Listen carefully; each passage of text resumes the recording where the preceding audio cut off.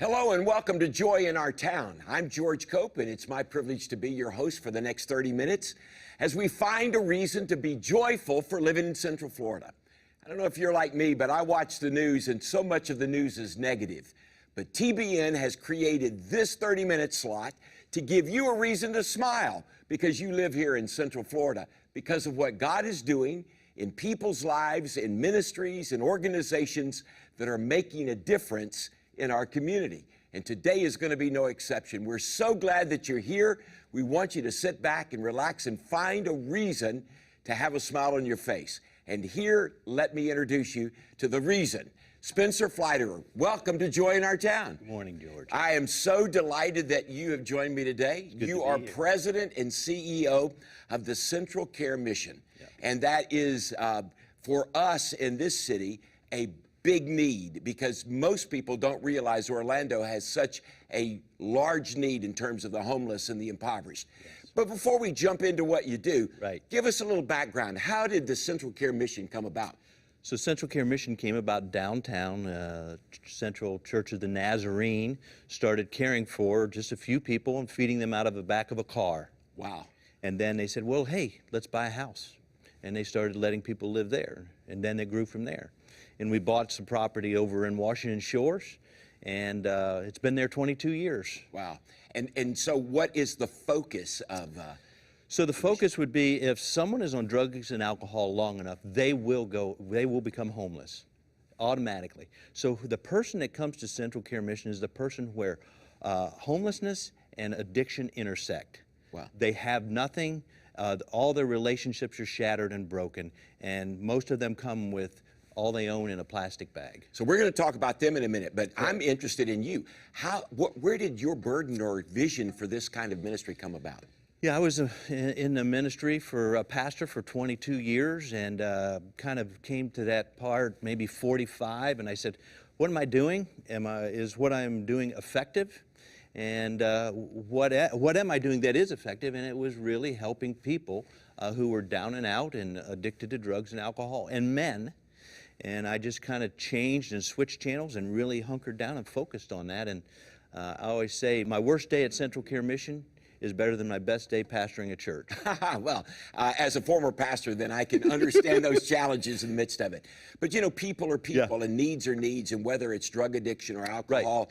Talk to us about the men that you meet. What's the age group that you minister to there? Yeah, the age group we minister to is 18 to 65, and if someone's there a little bit longer than 65, it's all good.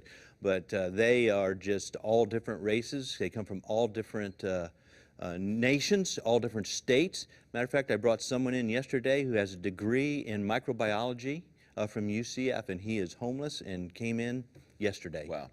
So these people come because they have nowhere to turn. How do they find you?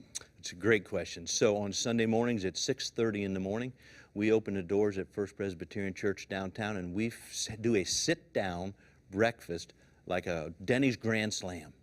A full breakfast, and about 150 to 200 homeless come every Sunday morning, 52 weeks a year.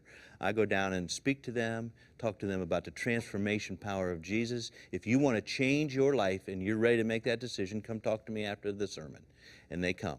Basically, you're a ministry that's trying to not just deal with the spiritual issues and the drug addiction, but you have more to that program. So sort of explain what you do there and how you impact these men. Yeah, so when they come in, the first thing we do is we really assess everything about them, their medical history, their job history and everything, and do a real good assessment. We have a psychologist, we have a psychiatrist, and we have a case manager, and we assess them, and then once we feel like they're stable enough, we help them get a job right off the bat. And so we match the job skill with the job need with the employer. So one of the reasons this program exists because there's joy in our town. So yeah. You're not just bringing joy by helping people, but you're bringing workforce to our community as well. Correct. So if there's somebody watching that said, I'm interested in employing those people, what would they do? Just call the number on the screen, visit our website. My number is on the website. Call me. My cell phone number's there. Call me, and we'll make it work. And so I have a full-time, just to interrupt you a minute, we have a full-time jobs placement guy that handles all those incoming calls. So we're people that do manual labor, people that have more experience, but they, because of life experiences, they've been out of the field. They just need that help. So you're just simply saying that a job transforms their own view of themselves. A job sets them up for reintegrating themselves back into society. So if you have a job, then you can get transportation. Okay. If you can get transportation, then you can be to work and you can tell your employer, I'll be there every day, on time. Then, if you have that transportation and job, then you can get stable employment. These people have to have some support systems to be able to move through that system. Correct. What are you finding that when these people come to you that are looking for help, the challenges that they're facing to be able to re-enter life and the culture around us? So the challenges that they're facing is they are completely alone. They burnt all their bridges. They have their family loves them, but they can't turn to anybody else. So they're completely alone. Number two, they have no money. A lot of them have lost their ID. They've lost their work boots, so they can't get back to work. And so they're also facing depression. They're facing bipolar, anxiety, mild aphoid schizophrenia, and so the mental health issues. And then a lot of them are socially deficient or challenged, and so they don't have the social skills like you and I to shake hands, meet people, and open doors for ourselves. They don't have the ability because they're full of shame, they're full of guilt, they're embarrassed at how they look, they're embarrassed at how they smell. Wow. I mean, it's right down to the brass tacks. They are at the bottom of their life, and they're at the bottom of our society, and it's very, very difficult to dig your way out of that, even if you want to. Wow. Yeah, so they need that help. Do you use volunteers? Yeah, we use volunteers all the time. At the breakfast, we have volunteers. Every Monday, every third Monday of the month, we have a mentor's night. We just had a mentor's night 2 days ago. It was awesome. And what do they do? Will you train them to be mentors? Yeah, we come in, and it's because it's all men. We bring all the mentors in. We feed them a really nice meal, kind of tell them what the atmosphere of the mission is this month, and then we just go out and rub shoulders with the guys, ask questions, hear their story, and when you connect with one of those men, like heart to heart, maybe you fish and I'm a homeless person or an addict and I fish, let's go fishing. And so you find those areas of connection, and it moves into a relationship. Do you use both men and women in the volunteer program? We don't, at the mentors, we use only men, but women bring meals and all that kind of stuff. They come down and serve breakfast, so yeah, absolutely. So again, and even young kids come. So if people are viewing, they could go to your website again and say, I want to volunteer and be a part of That's the exactly there. Right. So give me some examples. I don't need the names, but talk to me about some people that have come through that their lives have had this tremendous transformation, because I know that the mission is about a faith journey as well. I mean, they're parallel tracks, aren't they? Absolutely. So give us an example of someone that's come through the ministry that sticks out to you. So I'm going to call him Matt, okay? Okay. Matt, one of his buddies called and said, you got to bring Matt in, and it's all he's out, he's over, he's done. All he has is in a paper bag, a plastic bag. I said, bring him in. Well, this guy comes in, and he is brighter than bright. Literally, he is near genius, if not genius. But he has burnt every bridge. He owned businesses in Orlando, did all the drug scene, lost it all, and came, and he hunkered down, started reading the books, started doing the curriculum, started doing the program, and all of a sudden something comes up about his legal issues. I said, well, you're going to have to go to jail. You're not going to send me to jail. I said, yeah, you're going to go do your duty to society and then come back. So he went to jail for 2 months, came back, and right back in. Went through the program. So here's what he's doing now. He mentors guys. Wow. He has his own car. He has his own business. He teaches at Central Care Mission, and he even preaches downtown with me at Good News Breakfast, and just a fantastic guy. Wow. So the power of transformation is available. Yeah. So that's what ministry is about. And I think that's why this program exists, because we want people to know that God will do today what he has done for Spencer in the past. And what we have to do is just take that step in that reality. Spencer, we're going to have to take a break. And when we come back, we're going to talk further. And I know that your website is on the screen. We want people to reach out if they want to volunteer, they want to know more about the ministry. Correct. At the end of our time together, I want you to talk. I'm going to ask Spencer to talk to some of you parents that may have family or friends that you're dealing with that are going through this same kind of crisis, drugs, alcohol. You don't know what to do. They may be homeless. My friend, this program exists so that you can know that there is hope and there's help right here in Central Florida. And I want you to know that the Central Care Mission exists to serve, and not only serve, but to glorify Jesus and bring a smile to our face. I am so glad, Spencer, that you and the ministry are right here in our city. Great. So I want you to stay with me. We're going to take a quick break. We're going to be back, and we're going to pick up the conversation. You stay with us. We'll be right back. Central Care Mission is a men's residential life skills community center. The life skills that we build into men are financial, physical, spiritual, vocational, and emotional.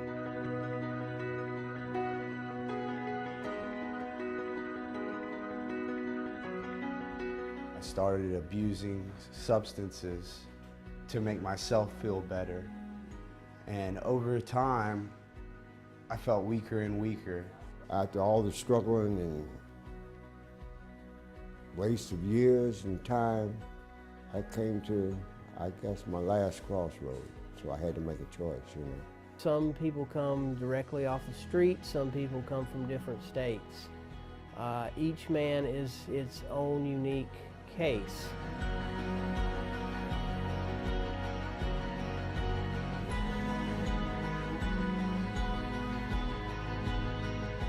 We determine success by our 6 pillars of success. The first pillar is free and clear from drugs and alcohol, a clean person. Number 2 is a stable job. The third pillar is stable transportation. The fourth pillar is stable housing.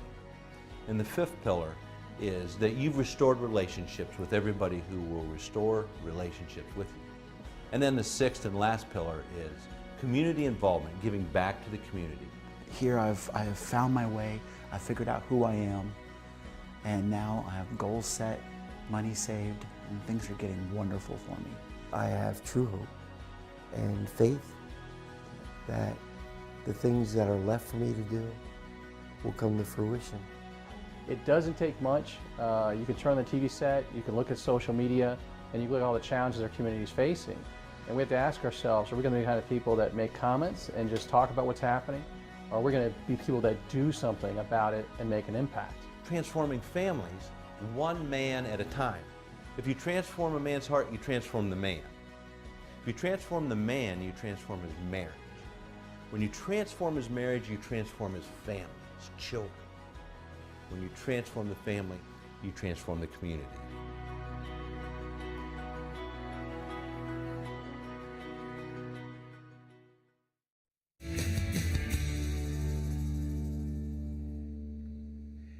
Welcome back to Joy in Our Town. We are in a conversation with Spencer Feider, who is the CEO and president of the Central Care Mission right here in Orlando.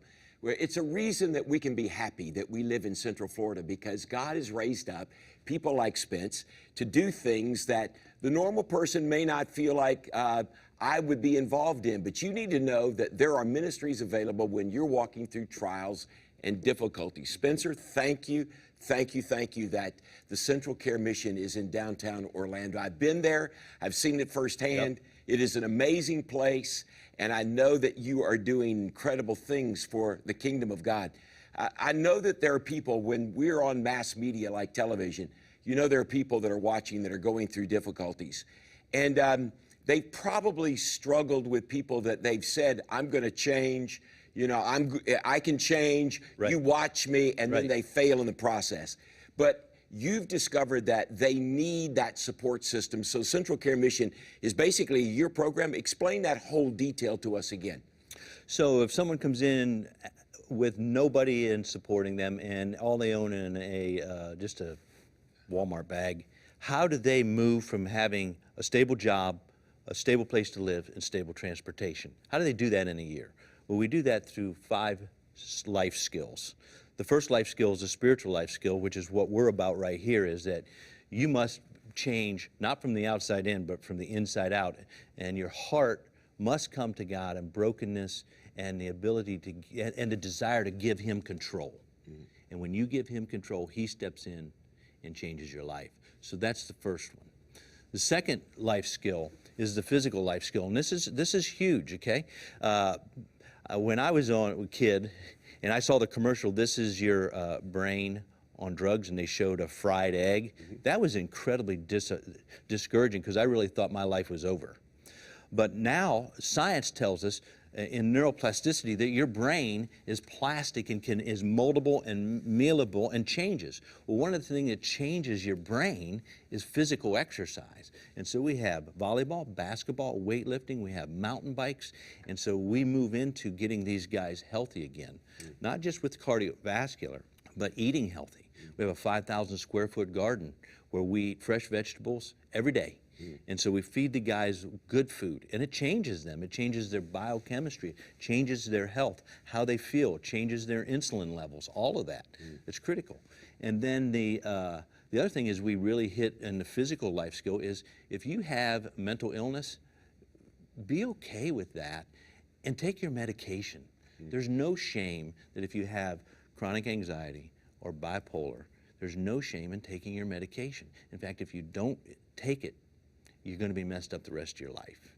And so you have spiritual life skill, physical life skill, and then you have the emotional life skill, and this is a huge component, George.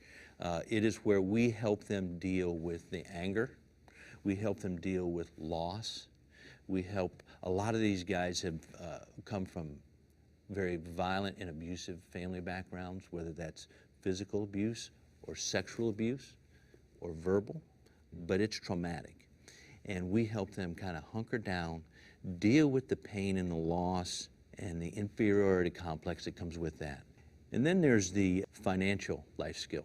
So we get them jobs, but if they blow their money, or if when they leave after a year, they don't know how to keep track of their money, handle it, or to have a savings. So what we do is we let them know, save your money, don't spend it all, and here's the key. Oh, by the way, call the IRS that you haven't talked to for 5 years and re-enter that relationship with them, and let's get that straightened out. Oh, by the way, let's call the Department of Motor Vehicles and find out how much you really owe to get your license back. I've had guys not have their license for 15 years because they think they owe $20,000 to DMV. Call the DMV, and the DMV says, about $250 because all that's been wiped out. It's been so long ago. And they've not driven for 15 years. So we help them cross that bridge. We help them reach out to banks. We help them get their credit scores straightened out. And so all these financial things are big triggers when you're out on the street, or just even in your life or my life. If we don't have our financial house in order, it's a stress. We'll add alcohol and drugs addiction to that. So we eliminate those stresses. And then the last one is vocational, George. And a person who comes off the street, their number one goal shouldn't be, but it is. How do I get a job? It's not getting free from drugs and alcohol. And we say, ho, ho, ho, slow that down. Let's get you free from drugs and alcohol. We're going to help you get a job. Trust us. We're going to help you get a job. But it's not even your job that's most important. It's what your calling is. How has God created you? How has He designed you? What are your talents? What are your skills? What are your passions? What would make you go to work every day in such a way that it's a joy and not a job? And so we help them parse that out, their own personality and skills. And then we say, if you focus on your vocation, guess what's going to happen to your salary? Your salary is going to go up. He who is an excellent workman serves before kings, it says in Proverbs. That's right. So what we try to do is get them focused on where do you serve excellently? And then the money will follow, and your job will follow, and you'll have joy in your calling. So listening to this, obviously there's strong structure. Yes. Is that something that's challenging for them, then the structural part? Well, they love it and they hate it. Okay. And so, you know, a lot of these guys have been incarcerated. A lot of them have have made the decisions that they've made because they don't want anybody telling them what to do. And I say, how's that turned out in your life? You didn't listen to your parents, you didn't listen to your teachers, you didn't listen to your baseball coach, your football coach, you haven't listened to your counselors up to this time, and you listen to other people who are losing in life. Isn't it about time that you start listening to what people have to say that are trying to help you? And so they really buck up against the structure. But then after they've been there probably 6 months, if they can make it, it's a one-year program, if you can make it through that, you embrace the structure and you realize, oh wow, this is actually creating the intended results that they told me it would create. I'm just amazed that ministries like this exist for the purpose of helping other people when we tend to focus on ourselves. We live in a very narcissistic world in that process. And so for men, it's got to be so transformational to walk into a place and realize that this is all about. In fact, does it cost them to live there? I mean, they don't need any money to come into the program. Okay. Not a cent. People call us all the time in tears. I don't have $20,000. I've called everybody else, and I can come for 30 days for $20,000. I said, ma'am, sir, bring your son, bring your father, bring your brother, and we'll take them as they are. Wow. Then we help them get a job. Right. And so once they get a job and they start making money, then we charge them $120 a week to be there. Because what we want to do is we don't want to enable them to not pay for themselves. Now, it's not costing them as much as if they were living out there on their own. Wouldn't you and I love our bills to be $120 a week, right? But we help them begin to establish the dignity, the responsibility, and the empowerment that comes from caring for themselves. And so they pay about 40% of our total expenses by paying their program fees. Yeah. You have an event every year that helps underwrite this. Yes. And I know that it's in the spring. And so if they wanted to know, if our viewers wanted to know more about the ministry, they could go to the website? Go to the website and you'll see it right there, and click on that and you can register and come to the event. It'd be great to have you. And you're a non-for-profit organization, so gifts are tax deductible if the people wanted to support what you're doing, correct? Correct. And that's amazing. And I know that you've been in this city long enough. You have the support of our city officials and city council people and churches and ministries. And I know that you are connected with First Presbyterian and Pastor David Swanson downtown. So I know this ministry is validated to be. What's the biggest challenge you face? Is the leader, the CEO and the president of this organization? Oh wow, that's a big question. That's the biggest challenge I face is you want to help. Listen, we get 10 to 15 phone calls a day. Okay. So what do you think my biggest challenge is? So yes and no. Yes and no. And how do I help as many people as possible? And so you can grow too fast. We've grown 300% in the 8 years that I've been there. And our goal is to continue to grow. So the biggest challenge is helping as many people as we can possibly help from a programmatic point of view, while at the same time not blowing up the business structure and getting ahead of yourself. And so that's from a CEO, president point of view, is how do we do that? How big is the need of Central Florida? I mean, I know sometimes we talk about it, we see just our lens of it, but just sort of in a scope. We've got a couple of minutes left. What's the scope of, how big is our need here? The need is huge. So first time in the history of the United States, more people have died from heroin overdose than have died in automobile accidents. Wow. Did you know that? I did not. Throughout the nation. Orlando is a really intense place, so those numbers go up.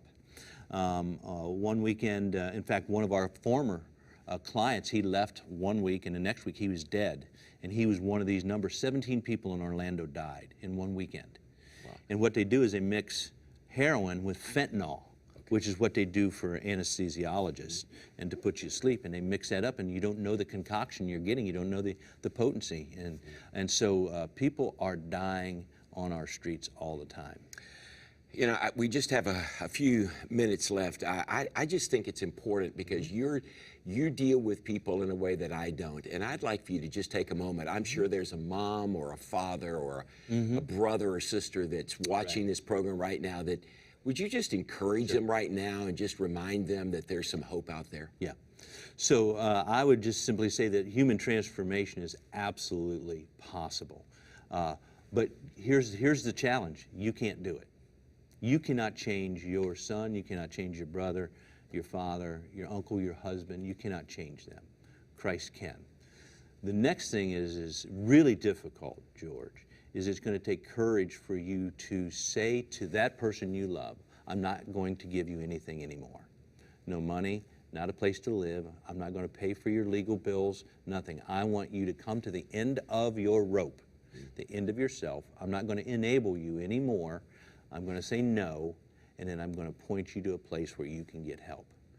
And that takes incredible courage, because people who have family members that are addicted, they're scared to death that if they take their hands away from it, that person's going to die.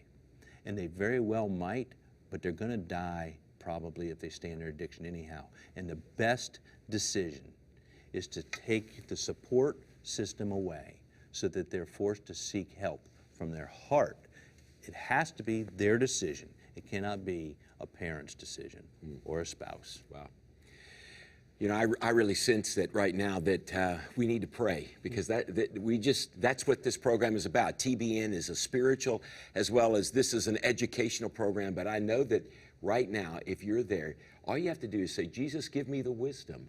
So God, right now, would you help men and women that are trying to make decisions for loved ones? Give them the courage to live tough love and to assist their loved ones by bringing them to an understanding of what you, Jesus, only you can do. In your name we pray, Lord. We trust you explicitly, and we say thank you in advance. Amen. Amen. Amen. Spencer, thank you for bringing joy in our town. Thank you, brother. It's a privilege for TBN to highlight this ministry. I just want to encourage you one more time. Please go and visit the website of the Central Care Mission right here in Central Florida, right here in Orlando. Check it out. Get involved. If you want to volunteer, we want you. Spencer needs you. If you would like to participate in any way, check out the ministries and be a part of this, because it's the only hope that Orlando has. We're not putting our hope in theme parks. We're not putting our hope in governments. They're all nice and well, but our hope is in Christ, and He is the one that we put our faith in every single day. Thank you for joining us today. We are so glad that you've been a part. We'll see you next week, same time, when we talk to you again about another reason to have joy in Central Florida. Until then, bye for now.